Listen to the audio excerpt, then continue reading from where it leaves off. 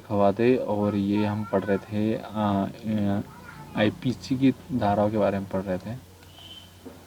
IPC जो है 1860 है ना, इंडियन पेनल कोड। इसका जो हम पढ़ने वाले पार्ट 1 पार्ट 2 पढ़ चुके हैं, आज पार्ट 3 पढ़ेंगे। पार्ट 3 में हम चैप्टर नंबर पढ़ने वाले हैं 17, अध्याय 17, जिसमें जो धाराएँ है वह 378 से लेकर 462 तक है। अध्याय 17 जो है संपत्ति के विरुद्ध अपराध है, जो संपत्ति संबंधित अपराध होते हैं उनके बारे में बताया गया है इसमें।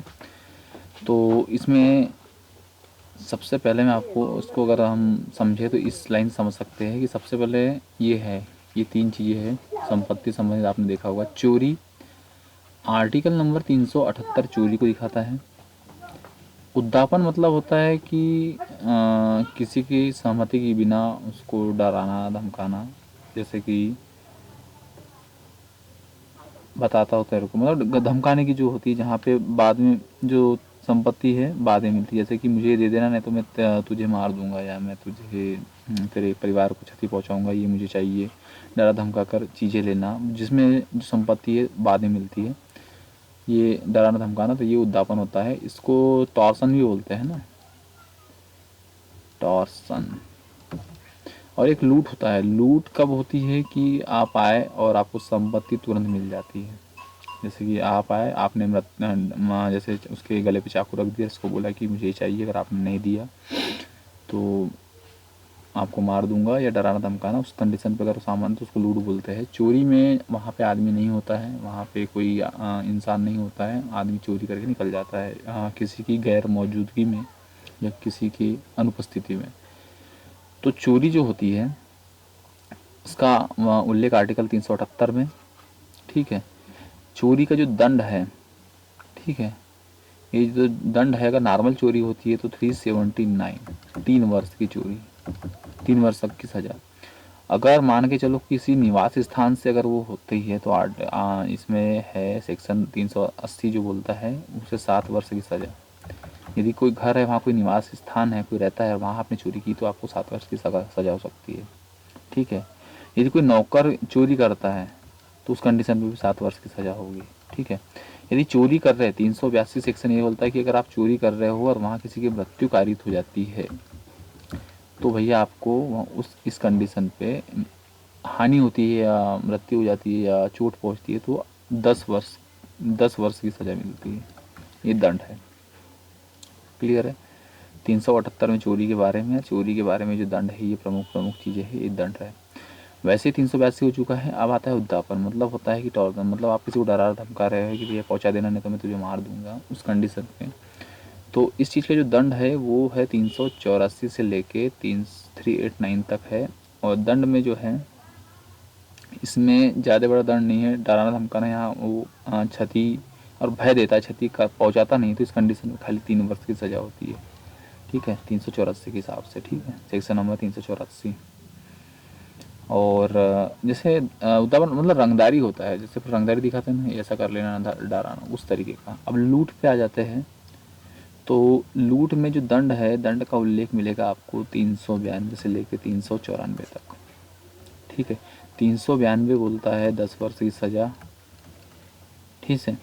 और इसमें 393 अगर आपने लूट का प्रयत्न किया है तो आपको 7 वर्ष की सज़ा मिलेगी, ठीक है। और अपने लूट के साथ साथ अगर नुकसान भी पहुंचाया है, उपहति करी है, तो आजीवन कारावास हो सकता है भैया, आजीवन कारावास। देखो उपहति, खाली आपने अगर चोरी के टाइम में उपहति करोगे तो 10 वर्ष की सज़ा है, और मृत्यु हो जाती है तो 10 वर्ष की। लेकिन आपने यहाँ पे लूट किया है और लूट के दौरान आपका यहाँ मृत्यु क्यों दिया है, मतलब मृत्यु पे 10 वर्ष क्यों दिया है, क्योंकि यहाँ चोरी, उसका उद्देश्य चोरी करना था, उसे मारना नहीं था, पर गलती से, मतलब उसको बोल सकते हैं कि मानव वध हुआ है, यहाँ पे हत्या नहीं हुई है, मानव वध हुआ है, इसलिए यहाँ 10 वर्ष की सज़ा है। यहाँ हत्या हुई है इसलिए यहाँ पे आजीवन कारावास है, क्लियर है। यहाँ खाली 10 वर्ष की सज़ा है, और यहाँ खाली उपहति पे ही आजीवन कारावास है, क्योंकि यहाँ पे वो जानबूझकर कर रहा है, क्लियर है। अगला डकैती होती है, आर्टिकल नंबर 391 जो है वो डकैती को परिभाषित करता है, ठीक है। अब ये डकैती कैसी होती है, डकैती मतलब 5 आदमी हैं या 5 प्लस आदमी हैं, यदि ये लोग मिलकर कहीं लूट करते हैं तो डकैती कहलाती है। डकैती में अगर किसी की मृत्यु हो जाए गलती से तो पाँचों आदमी को मृत्यु सजा होगी भैया, ये चीज़ आप याद रखो। अगला है 399 जो है डकैती की तैयारी करता है तो 10 वर्ष की सज़ा है। डकैती के लिए इकट्ठा खाली हो रहे तो 7 वर्ष की सज़ा है। अगला आता है 403, आर्टिकल नंबर 403 जो है संपत्ति का बेईमानी से दुर्विनियोग। दुर्विनियोग मतलब क्या होता है कि बेईमानी से किसी से कब्जे की वस्तु को लेना और उसे उपयोग के लिए संपरिवर्तित कर देना। आपने किसी से सामान लिया और आपने उसको फिर बेच दिया, सीधी भाषा में लिया और बेच दिया, है ना। लिया और बेचना, दूसरे की संपत्ति को लेना और बेच देना, ये होता है क्या, दुर्विनियोग। ये है आर्टिकल नंबर सेक्शन नंबर 403 में। दंड क्या है, दंड है 2 वर्ष का, कुछ समय के लिए वस्तु का प्रतिद्वंदी अपराध है, ठीक है। दंड जो है 2 वर्ष के लिए। सेक्शन नंबर 405 के आपराधिक न्यास भंग, ये वर्डिंग आपको पता होनी चाहिए, इनकी मीनिंग कि जब कोई किसी व्यक्ति को किसी संपत्ति न्यास करता है, कोई किसी को दे रहा है अपनी संपत्ति और वो बाद में उसे लौटाने से मना कर देता है। जैसे मान के चलो अगर किसी मालिक ने उसके ड्राइवर को कार दी और बाद में वो मना कर रहा है कि कार मैं नहीं दूंगा, तो सेक्शन नंबर 405 के तहत उस पर कार्रवाई होगी। आपराधिक न्याय भंग करने पे 3 वर्ष की सज़ा है। अगर गलती से आपने किसी की वाहन बड़ी चीज़ें अगर आपने उनकी रखी है, दे नहीं रहे हो, तो 7 वर्ष की सज़ा है। क्लियर है। अगला है सेक्शन 409 कि लोक सेवक अगर ये अपराध कर ले तो आजीवन कारावास होगा। लोक सेवक मतलब जितने भी गवर्नमेंट सर्वेंट लोग हैं, अगर वो ये कर ले तो आजीवन कारावास मिलेगा। 410 चुराई गई वस्तु। अब चोरी जो है, चुराई गई वस्तु की परिभाषा के बारे में है सेक्शन नंबर 410 में। आपराधिक न्याय भंग 405, इनके माध्यम से जो भी संपत्ति ग्रहण की जाती है वह चुराई गई वस्तु है। मतलब कि अगर आप कोई भी वस्तु किसी की रखते हो तो उसको चोरी में रखा गया है, सेक्शन नंबर 405 याद रखिए। इसके बाद आता है सेक्शन नंबर 411, चोरी का सामान रखने पर 3 वर्ष की सज़ा है, लूट के सामान रखने पर 7 वर्ष की सज़ा है। और 415 छल से की गई बेईमानी अगर हानि पहुंचाता है उसके बारे में उल्लेख अगर मिलेगा तो 405 सेक्शन नंबर 415 में मिलेगा आपको, ठीक है। तो चोरी का सामान रखा आपने 3 वर्ष की सज़ा सेक्शन नंबर 411 और 7 वर्ष की सज़ा सेक्शन नंबर 412। 420 छल से संपत्ति लेना। छल से संपत्ति लेना, अगर आप किसी से छल से संपत्ति लेते हो, छल का मतलब होता है कई बार आपने देखा होगा कि ये आपको रजिस्ट्री में जाके देखने को मिलता है। कहाँ पे मिलता है, रजिस्ट्री में। कई लोग ज़बरदस्ती मतलब साइन कर लेते हैं और संपत्ति पे अधिगत कर लेते हैं। 420 आपने सुना होगा, 420 की धारा लगा, मतलब बोला ना 420 है यार वो आदमी, 420 है तो ये है वो 420 सेक्शन नंबर। छल से किसी की संपत्ति लेना, इसमें 7 वर्ष का कारावास हो सकता है। फिर आता है सेक्शन नंबर 425 रिष्टी का मतलब ऐसा होता है कि किसी दूसरे की वस्तु में परिवर्तन कर देना। मतलब किसी को सामान खरीदा और हम उसको चेंज कर देते हैं, परिवर्तित कर देते हैं, जिससे कि उसका मूल्य गिर जाए, तो वो है सेक्शन नंबर 425 में है। 436 सेक्शन है गृह निवास में आग लगाने से रिष्टी जो होती है, जैसे कि अपनी जो संपत्ति है उसकी वैल्यू गिर जाती है, आग लगने से वैल्यू गिर जाती है, तो ये सेक्शन नंबर 436। अगला पार्ट देखो, ये है 20A धारा है 498, इंटरेस्टिंग है 498 कि किसी स्त्री के प्रति पति या नातेदार द्वारा उसे क्रूरता करना, कहानी खत्म, 3 वर्ष का कारावास होगा। आप यदि उसे कमेंट कर रहे हो, उसे टॉर्चर कर रहे हो, जानबूझकर कर रहे हो, स्पष्टीकरण हो रहा है, तो आपको यहाँ पे जो सज़ा होगी उसका प्रावधान है 3 वर्ष का। सेक्शन नंबर है 498A। उसके बाद देखो अगला है अध्याय 21 मानहानि। तो मानहानि बहुत इंटरेस्टिंग चीज़ है, आपने आए दिन सुनने में आता है कि मानहानि का केस डाल दूंगा। मानहानि किसी इंसान को लांछन लगाना, नीचा दिखाना, अपने मौखिक या लिखित रूप से प्रकाशित कर दिया गया है। तो मानहानि सेक्शन नंबर 499, मानहानि जो है वो कब कब हो सकती है, तो मृत शरीर की मानहानि हो सकती है, निकटतम रिश्तेदारों को यदि लगे तो मृत शरीर की मानहानि होती है। दूसरा है किसी संघ, कंपनी, संगठन, समुदाय, सूरजमल बनाम शत्रुघ्न सिन्हा ये था, इसमें एक मानहानि संबंधित था। ये भी वाद है। स्टारडम पत्रिका, मारवाड़ी समुदाय, देशद्रोही, ये भी मानहानि संबंध था। कोई पत्रिका अगर किसी समुदाय के प्रति कुछ गलत प्रकाशित कर देती है तो उस पर मानहानि केस लगा देता है। व्यंग्यात्मक बात कहना भी मानहानि है, किसी शरीर, जाति, व्यवसाय आदि को ऐसी बात कहना जिससे घृणा पैदा, मानहानि है। आपको जरूरी है कि अपवाद, ये याद रखना जरूरी कि मानहानि कहाँ नहीं है। सत्य बात का लांछन मानहानि नहीं है, ये इंटरेस्टिंग चीज़ है भाई। अगर कोई चोर है, अगर आप उसको चोर बोल रहे हो तो मानहानि नहीं है, क्योंकि आपने सच बोला है। लोक सेवक को लोकाचार, मतलब यदि आपको पता है कि आदमी करप्टेड है और आपने उसको बोला कि यार ये पैसा खाता है, तो आप पे मानहानि को केस नहीं लगा सकता। क्यों नहीं लगा सकता? क्योंकि भैया वो पैसा खाता है। लोक सेवक करप्टेड होते हैं, अगर आप अब बोलते हो तो उस पर मानहानि केस नहीं लगेगा।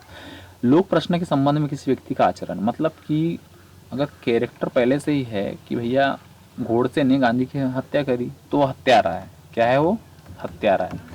तो हत्यारा बोलने पर उस पर कोई लाल, मतलब मानहानि का केस, जो भी हत्यारा बोलेगा उस पर मानहानि केस नहीं लगेंगे, क्योंकि वो हत्यारा ऑलरेडी है तो है। न्यायालय के निर्णय का प्रकाशन, अगर न्यायालय किसी को निर्णय देता है तो उस पर मानहानि केस नहीं होता, क्योंकि न्यायालय है वो, न्यायालय अपने न्याय सुनाता है, अपने सबूत गवाह के मद्देनजर वो अपने न्याय देता है। अध्यापक, माता पिता संरक्षण द्वारा कही गई बात मानहानि कभी नहीं होती। जैसे अध्यापक ने अपने संरक्षक बच्चों से बोला, माता पिता ने अपने बच्चों से कहा, तो मानहानि नहीं होगी। मालिक से नौकर की शिकायत, वो भी मानहानि में नहीं आता। तो ये चीज़ें जहाँ मानहानि नहीं होती है। अपनी अन्य की सुरक्षा में कहा गया कथन, ये आपके ऊपर गर्दन चाकू रख दिया और आपने फिर किसी आपको मारने का डर है और आपने अपने बचाव में अगर किसी कुछ कहा है तो भी मानहानि नहीं होगी। लोग या अपनी भलाई के लिए कहा गया कथन भी मानहानि नहीं होगा। आपको पता है कई बार मानहानि होती है, लेकिन इन पहलू की वजह से वो लोग बच जाते हैं। ठीक है, तो ये भी इंटरेस्टिंग चीज़ है। अब ये इंडिया भी है, इंडिया में सब संभव है ना। सेक्शन नंबर 500 है 2 वर्ष का कारावास। मानहानि होने पर सेक्शन नंबर 499 मानहानि को दिखाता है। सेक्शन नंबर 500 जो है दंड को दिखाता है। दंड में 2 वर्ष का कारावास है। क्या है? 2 वर्ष का कारावास। अगला है चैप्टर नंबर 22। 22 ये है कि आपराधिक अभित्रास, अवमान या क्षोभ। सेक्शन नंबर 503 आपराधिक अभित्रास, धमकी, मतलब असल में होता है धमकी। सेक्शन नंबर जो 503 है वो किसी को धमकी, अगर आप किसी संपत्ति, शरीर संबंधी, ख्याति संबंधी धमकी देते हो तो सेक्शन नंबर 503। अगर मृत्यु की धमकी देते हो तो 7 वर्ष की सज़ा, और यदि कोई काम करवाने की धमकी देते हो तो 1 वर्ष की सज़ा। ठीक है, मतलब कि अगर आप खाली नॉर्मल धमकी देते हो, केवल धमकी तुझे करना पड़ेगा, तो 1 वर्ष की। अगर आप उसको मृत्यु की धमकी देते हो तो 7 वर्ष की सज़ा, याद रखना। और धमकी का जो उल्लेख है सेक्शन नंबर 503 में। उसके बाद है 509 स्त्री की लज्जा के शब्द का अनादर करना 3 वर्ष, मतलब स्त्री है उसके बारे में अगर आपने कुछ अनादर, ऐसा शब्द बोला जिससे कि उसकी लज्जा पर लज्जा का अनादर हुआ है, कमेंट कर दिया आपने, तो 3 वर्ष की सज़ा है। 510 मत व्यक्ति द्वारा लोकाकथन, ये बहुत इंटरेस्टिंग चीज़ है कि अगर कोई नशे में है, अगर उसने किसी को धमकी दी है तो खाली 24 घंटे कारावास होगा और 10 रुपये जुर्माना। ये है 510 सेक्शन में।